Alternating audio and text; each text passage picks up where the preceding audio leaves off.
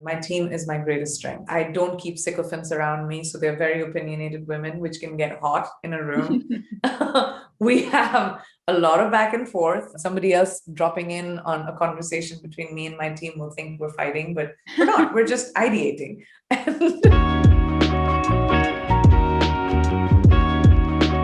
Priyanka Chopra Jonas, thank you so much for talking to me today. I'm so excited. You're obviously our spring cover star. So pretty. We just happen to have it handy. It's also International Women's Month. It seemed like the perfect opportunity to connect and talk to you because obviously you're known as an actress around the world, but you're also an entrepreneur. You obviously just launched a new business with Anomaly. Congratulations, that's so exciting. You also are an investor and you've invested in Bumble and that's obviously a big part of your life. So can you talk a little bit about what that entrepreneurial spirit really means to you? And is that something you've always had? I actually didn't know what being an entrepreneur really was. Like most people, you hear this amazing word and you want to be it, but I didn't know what it meant. And I think when I started working as an actor, I started seeing people around me who, were in business as well while being actors. And I found that really fascinating because I saw them taking power of their own lives and creating content that they wanted to have. And to me, the idea of entrepreneurship comes basically from having power over your business, over whatever you stand for. And that could be any idea. My job was as an actor, so I, opened up a production house. I founded a beauty brand. But to me, an entrepreneur is basically someone who has an idea that is a gap in the market, someone who can see the white space and act upon it by creating opportunities that will allow that business to monetize. And I think that's something that anyone, especially now in the world that we live in today, can do. How do you know an idea is a good idea, both from your position launching a company, but also as an investor? How do you know that this is something that is going to be successful? Well, first of all, it has to be new. You can't be a me too of someone else and expect to be successful. There has to be a clincher, like they say. There has to be a hook, something that is not in the market. Like for me, Anomaly, which is the airline that I just launched, the gap in the market was the trifecta to me, was to be able to have a product that had extremely good formulas, superior formulas, but at an extremely affordable cost and be sustainable. This did not exist in hair care. It still exists in skincare a little bit. So to me, that was the gap. I looked for the gap in the market and I wanted to launch something which didn't exist. And the same thing with Bumble. When I invested in Bumble, I helped bring it to India and it wasn't in India at that time. So to me, that was the gap in the market with India. So I feel like a successful idea really comes from finding something that doesn't really exist. So you're a person who almost literally does all of the things, like you do all the things all the time. So what does balance look like for you? And how do you at least attempt to achieve it? Balance is a huge part of my life. And yes, I do multiple things and I enjoy it and I thrive in it. What I really do is bifurcate my day into two: work day and home day. And my work day could take 16 hours if required or 4 hours if required. I keep that time really tight. And outside of that, I'm usually not available. That is my home time. It's the time where I spend with my family, my dogs, all the things that you need to service your soul. Because without having a sense of happiness and a sense of contentment in who you are and your spirit, you can't really keep going. And that's something I didn't know earlier. I learned that in my 20s. In my 30s, I have to say. In my 20s, I was like, burn the candle at both ends, just keep going. And I used to take pride in it. In fact, I used to take pride in being overworked. I used to take pride in never taking a vacation. And now I've reached a point where I want it. I want to serve my soul a little bit more. I think that's such a good point. There's so many times, and I think people who think, yes, working so hard and maybe too much is a point of pride. But at the end of the day, you can't perform best at work if you're not taking care of yourself and taking care of your mental and physical health in that way and feeding your soul. I think it's so important. And there shouldn't be shame in asking for that time. There shouldn't be shame in, especially if you tell somebody that you work with that I need today. I'm not feeling all right, or I'm not going to be available. Um, I think there's a lot of shame associated with that, with asking for some time for yourself. And I think that's a really important part of, obviously, without letting the foundation of the building down, if you're working on something, but if you can take time out for yourself and prioritize yourself while being able to excel as well, I think that's the best balance. And it should definitely be something we all, look for, actually actively seek. I think that that's such a great point, and especially in this time when so many of us are remote. And the line gets so blurred between home and work because my computer is, 5 feet away from my couch, and my husband's there looking at me during the day or, at night saying, are you ready for, are you done? Are you ready for dinner? Yeah, exactly. Can we watch Netflix, etc. So being able to say, this is a boundary that I need respected, I think is so important, especially in this kind of odd little time that we're living in. Because it's become so blurred. You're right. We don't even have 5 minutes in between our Zooms anymore, right? You're just like going from one to the other to the other. I forget to go to the bathroom sometimes. And I think especially in a time, we're going to be in this situation for a little while, and we have to find that time outside of weekends to take the time and sit with your husband and watch Netflix and, make sure that we create that balance and that boundary. So in our lovely cover story, your husband, he estimated in 2019 that you probably spent 100 days together, and that, one of the silver linings of the quarantine is that you were able to spend more time together. And obviously it's been such a hard year in so many ways, but you accomplished so much. You wrote a memoir. Incredible. Again, I sat on the couch and watched Bridgerton 3 times. As we think about returning to normal, eventually, whatever that might look like, what do you think what would you want that to look like? And what do you take from the learnings of 2020 and bring it into 2021 or 2022, whatever it may be? I mean, if I may be honest, I think I'm just like everyone else. I just want to step out, and I want to meet people, and I want to go watch a show. I want to go to a mall. I never even went to a mall before, but now I want to go to one. This is the day, 2021, Priyanka goes to the mall. I'll go to the mall in 20 years. But I want to do that stuff. I want to, bump into people on the streets. I want to go to a restaurant. I want to meet family and friends. I haven't seen so many loved ones for such a long time. I think that's really what I'm looking forward to, is a sense of normalcy. Never being able to see another Zoom again. That'll be great. But I think what I have learned in 2020 is that how resilient we are as human beings. We had a pandemic with so many of us, found ways to get through it. I saw so many people supporting their communities, people coming together for those that didn't have.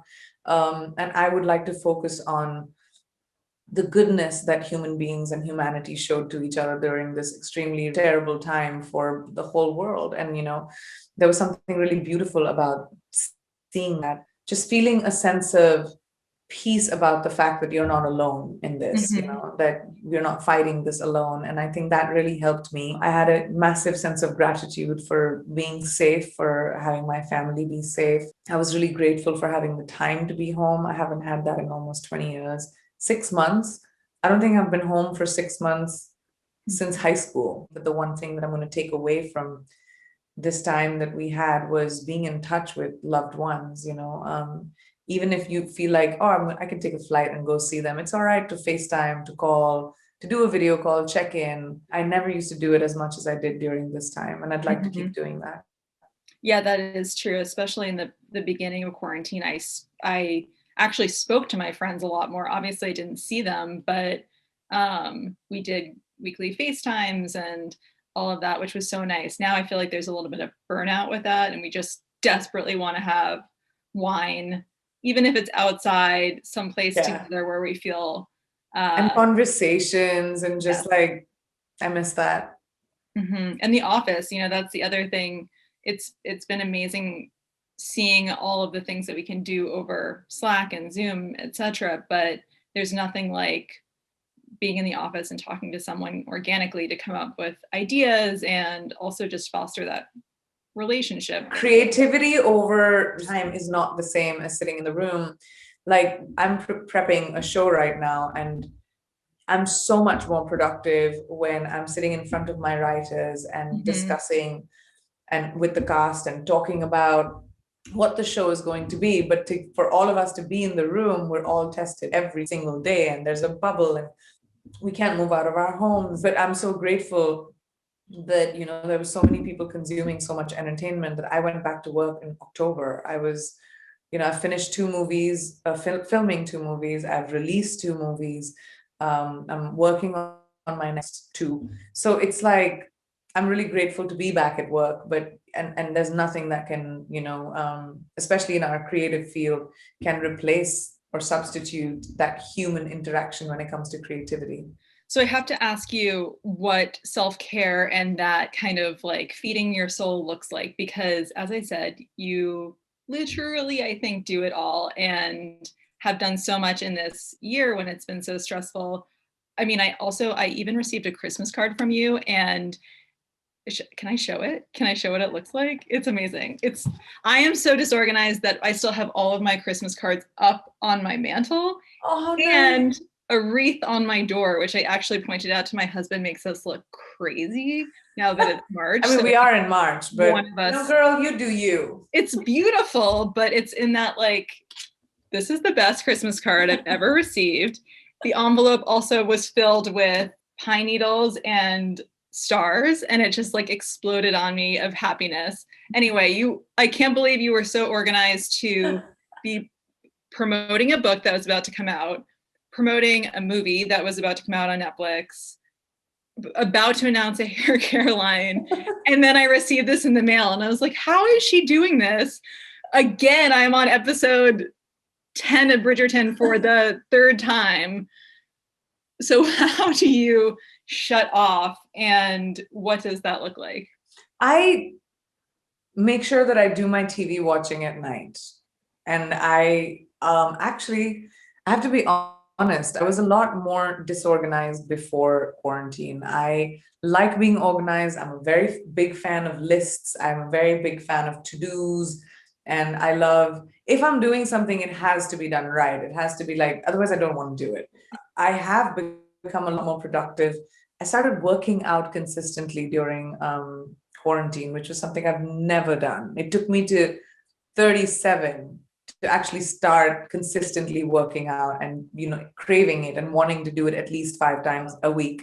And besides that, I think that really made me feel a little bit more productive. I just couldn't do it after about 3 weeks of just repeatedly sit on the couch, not do too much, and open that bottle of wine at night and then go to sleep and then wake up, repeat, do the same thing. I think both me and my husband, we got really creative, and I think just being at home for a creative person is sort of helpful because you find space in your mind, and you're decluttered, and it really helped me to put on some music, some like crisps and snacks, and actually sit down and write my book and hone into myself. We've done a lot of work on developing some TV shows and movies, etc., that Nick and I individually and together, that we will be talking about as we go in the future. So I have to say that it was unusually productive for even me, but I really chose that. I did not want to get lost in just feeling sad, and it was very easy to feel that way, and I know a lot of people did, and I wanted to not be wallowing in self-pity. I've really created a routine is working out, brunching, working, like all the Zooms and the Chimes and all the meetings, dinner by about 8 o'clock, and then Bridgerton or Netflix or Amazon. Yeah, exactly. I know that giving back and supporting young girls and women is so important to you. In your mind, what is the best way to show support for other female entrepreneurs or young girls or women who are looking to get, into business, connected, supported? Oh my gosh, it's the easiest thing. A lot of people ask me this question, and it's not as complicated as you think. So if you just look around you, you will find some girl who just needs to hear you've done a great job, or someone who needs to hear you're very good at your skill set. It really takes as little as that to encourage women around us, because for such a long time we've not had that. We've not had people telling us we're great at what we do or encouraging us. So as women, if we find our sisterhood with the girls who are working with you, I have a predominantly female team. Like, we have so much estrogen energy in my team that sometimes it just takes that, to give each other encouragement, tell each other that you're good at what you do. And if you find someone who is on a nascent first step of starting something new and you've come at it from a place of experience, share that experience with the person, help them find a way. I find so much joy in mentoring people, not just girls, but young people who want to do more. I've literally built my career on my back. I did not have help. I did not have someone telling me what the entertainment business was about. My parents were doctors. Like, I kind of like had to navigate it myself. So I find a lot of joy if to in helping people navigate something that, I mean, I wish I had when I was building my career. Why is it so important to you to invest monetarily or your time in female entrepreneurs? One, because I can, and I've reached a place in my life where I'm grateful that I have the privilege to be able to help. I take my social responsibility very seriously.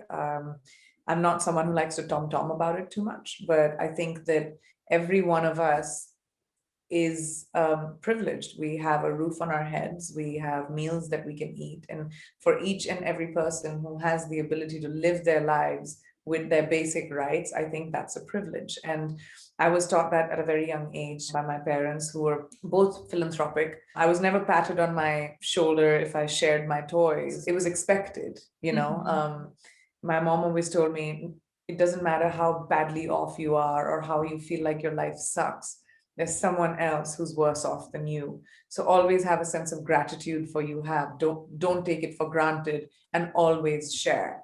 And it was something like me and my brother were taught when we were 6 years old. It was just who we were.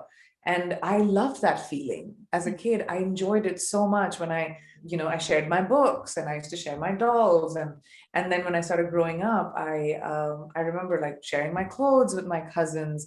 And then as I grew up and I started working, which was at 17, I won a beauty pageant. I was Miss World at 2000, and I realized that the public platform is so powerful, because if I say something, whether or not people agree with me or not, they're hearing me out. And I recognized that at 17, 18, and I decided that I was going to use the public platform that I have to the best of my capabilities to be able to influence conversation, if not change. And then when I became a filmmaker, as a producer, that's what I wanted to do. Is, I'm not someone who can change laws, I'm not in governance, but what I can do is influence thought, and do that through the cinema that I make or the art that I choose. And that it just kind of was an organic thing. I think taking out time, if you can, being compassionate, empathetic, taking out money if you can. I think just giving back in whatever your capacity is crucial. And you can pick whatever version that is, but it doesn't have to be a large gesture. But it has to be a consistent gesture. You just mentioned it, but loaning out books to your friends. But then it's funny because you had that business acumen where you wrote down who had which, because you're like, I'm not giving them to you. I do need them back. It was like a librarian. I think I wanted to be a librarian for a very long time. So I had like a book in which I used to write everyone who borrowed my books' names. I had all my books numbered, so I knew which one was missing. I used to write down the date it was borrowed, by who it was borrowed, make them sign it at like 6, 7. And then after a week, I would go knock on their door saying, you haven't given my book back. Most of them were like Enid Blyton or Famous Five, Nancy Drew, Archie's comics, like that stuff. But I was very, very clear and possessive about my books. course. I share them, but I want them back. Exactly. What is one piece of advice you'd give to your business self if you could go back in time? I think the one piece of advice that I would give to my business self is to not be afraid to pursue my ideas and judge them myself. The world's going to judge your ideas anyway. So why are we judging and spending so much time thinking about if it's bad or good or how good it can be? I think a lot of us build a judgment and hence building a wall, and it stops us from making those moves because we're insecure about our ideas. And I think that insecurity is something that I would tell my younger self, my younger business self, to get rid of and just be a bulldozer with an idea. Just keep going, and the max that'll happen is you'll fail. And then the good thing about our minds are you can have another idea. Okay, and then lastly, because it is International Women's Month or Women's History Month, International Right. Women's Day, it is a month that we should celebrate women, which we should also do all year, and century life, etc. But I have to ask you, who are some women in your life who have inspired you and uplifted you on your journey? I have to say, I have come across many, many amazing women that have done that to me. My family, I lived with my mom's sisters, my cousins, and if they hadn't opened their homes to me, I don't think I would have had the trajectory that I had. I seeked opportunities for myself, and my mom's sisters were like, "Yeah, I have 2 kids, I'll take another one." And my team, I have to say, I work with some formidable women in my team, and I admire them. I don't think I could do it the way I do without them. They have not only influenced my thought, but pushed me to be the best version of myself. Really appreciate all of them. I think that I've not really had outside influences when it comes to women that I see and admire. Of course, there are so many of those, but I think just the women in my life close to me have been so inspirational to me because they've been the wind beneath my wings. I think you talk about that in such a beautiful way in your memoir. Also, I learned so much. Again, I think it's interesting. You're such a public figure, but I went to Boston College and then I read the book and I thought, oh my God, I was in Newton, Massachusetts, and I had no idea you spent time there and that you'd spent time with family members. And it's such a celebration of those women, which I think is so lovely. And as I said, we should be celebrating women every day, obviously, but to your point of, giving women credit and saying thank you, and you're doing a great job. I think that is such a lovely part of it. So simple, really, Sally. And I think a lot of men get, confused, especially with powerful women, like how they should attempt and how they should behave. I think being kind and respectful to women is so important. And I really hope whoever is watching this takes that away from this conversation, that kindness is really not hard. And women are, we're tough. We can handle anything. We're emotionally extremely, we can handle a lot. But kindness is something that'll really touch our hearts, whether that is kindness towards our family, kindness towards what we do, an appreciation, just appreciating the women in your life every single day. I think is something all of us can do, including women. I'm not just saying this for men. Yes, I totally agree. So great to see your face. Maybe one day in real life. We can for sure. Over that beautiful glass of wine you were talking about. Yes. Oh, living for it. Thank you so much and have a great rest of your afternoon. Thank you. You too.